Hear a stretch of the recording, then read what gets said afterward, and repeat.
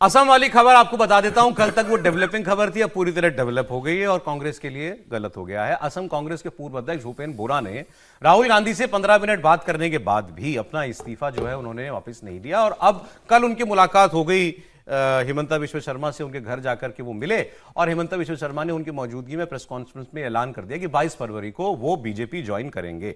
इससे पहले 16 फरवरी को भूपेन बोरा ने इस्तीफा दे दिया था कांग्रेस से, उन्हें बहुत मनाया गया। राहुल गांधी ने भी उनसे डायरेक्ट बात की, फिर उन्होंने कहा मैं सोच के बताऊंगा, लेकिन अब वो सोचते उससे पहले हिमंता बिश्व शर्मा मिल गए, या सोच वो पहले चुके थे, तो ये बस होना ही था, तो ये हो गया। हिमंता जी की बात सुन लीजिए। पहले से तय था।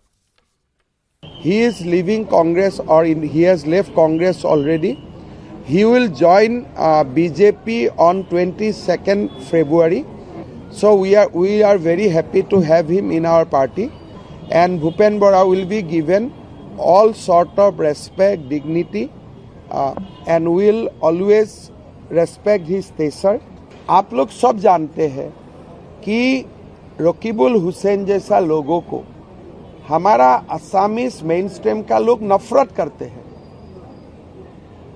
अगर उनको आप माजुली में लेके जाते हो, जो हमारा आध्यात्मिक का सेंट्रल पीड है, सेंट्रल प्लेस है, तो असामीज लोग आपको क्या बोलेगा कि तुम कौन सा पार्टी कर रहे हो।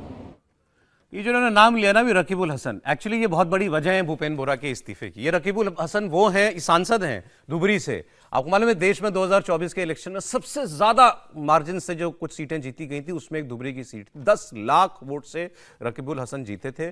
और वो रकीबुल हसन, इनका ये कहना है भूपेन बोरा का कि गौरव गोगोई प्रदेश अध्यक्ष हों, चीफ मिनिस्टर के चेहरा हों, कुछ भी हो, आसाम में कांग्रेस का सब कुछ मतलब रकीबुल हसन है। और इनको मेन प्रॉब्लम रकीबुल हसन से हो रही थी, इसलिए उन्होंने मुस्लिम तुष्टीकरण के आरोप भी लगाए थे। उसके जीतने से ज्यादा इंपॉर्टेंट है वो हराया किसको। बदरुद्दीन अजमल को हराया, जो इसकी तूती बोलती थी, और उस इलाके में एक दगदगा है, वो उस आदमी को हरा करके वहां पर वो जीता है। ये बहुत सिग्निफिकेंट डेवलपमेंट। इस पर भूपेन बोरा का भी आज का बयान है कि क्यों छोड़नी पड़ी मुझे कांग्रेस पार्टी। 9 फरवरी को रात एक वीडियो कॉन्फ्रेंस हुआ, जितेंद्र सिंह जी और असम का सारे जो 6 लीडर है, मैं भी था, मीटिंग हुआ, डिसीजन हुआ जो अलायंस फिर बनाना है। कुछ दूसरा कोई आदमी नहीं कर सकता है, क्योंकि ये भूपेन बोरा का ब्रेन सेल था, सबका साथ भूपेन बोरा का रिश्ता अच्छा है, भूपेन बोरा ही अलायंस बनाएगा।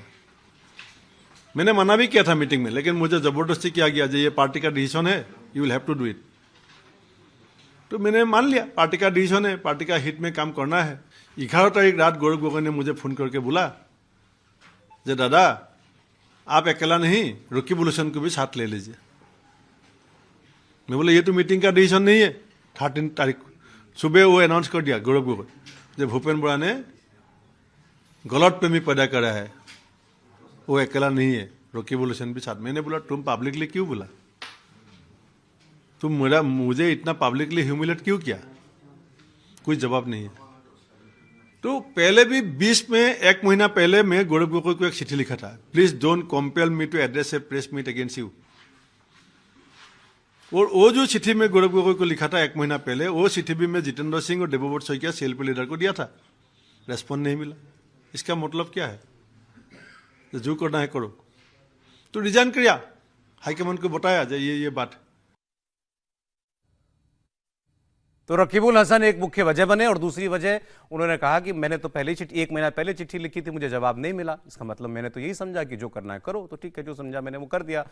राहुल गांधी के 15 मिनट फिर नहीं इनको लेने चाहिए थे ना, राहुल गांधी को नहीं देने चाहिए थे 15 मिनट।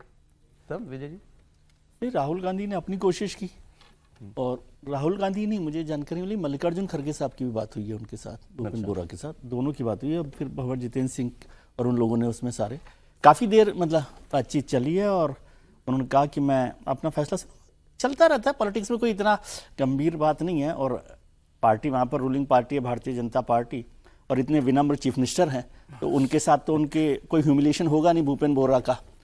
सबका अपना अपना फैसला, इसमें कोई ऐसी बात नहीं। लेकिन उन्होंने कहा मुझे पार्टी से रिस्पॉन्स ही नहीं मिला। ठीक है, लेकिन राहुल गांधी तक ने तो बात कर ली। हम लोग चर्चा करते कि राहुल गांधी फैसला नहीं करते, बात नहीं करते। कल भी मैं कह रहा था कि राहुल गांधी से मिलना बहुत मुश्किल काम है, और मैं इसको कोई बहुत गंभीर बात नहीं मानता। चुनावों के वक्त में सबका आना जाना चलता रहता है, और असम में हेमंता शर्मा के आने की संभावना ज्यादा है, तो सब लोग अपना अपना वो देखते वो हैं आपने बात ठीक है, चुनाव में बहुत लोग आते जाते हैं, लेकिन क्या ये रिफ्लेक्ट कर रहा है राहुल गांधी की लीडरशिप पर कि उन्होंने कैसे मैनेज किया इसको? देखिए, रिफ्लेक्शन तो डेफिनेटली राहुल गांधी की लीडरशिप पर है, और क्योंकि असम की बात हो रही है तो हमें नहीं बोलना चाहिए कि हेमंता बिस्वा शर्मा भी राहुल गांधी की जो कार्यशैली है उससे नाराज होकर के ही कांग्रेस छोड़ देते, जो कारण उन्होंने उस समय बताया था। और अब फिर वही असम हो रहा है, लेकिन इस बीच में और बहुत कुछ हुआ है। ज्योतिरादित्य सिंधिया चले जाते हैं, आरपीएन सिंह चले जाते हैं, रवनीत बिट्टू चले जाते हैं, मतलब ये लिस्ट इतनी लंबी है, और ये वो लोग हैं, हेमंता बिस्वा शर्मा को छोड़ दें तो, जो टीम राहुल माने जाते थे। अगर टीम राहुल के सदस्य भी राहुल पर भरोसा नहीं कर पा रहे हैं या राहुल उनको आश्वस्त नहीं कर पा रहे हैं, तो कहीं ना कहीं राहुल गांधी की लीडरशिप को लेकर सवाल उठेंगे और उनको आत्मचिंतन करना चाहिए इस बात।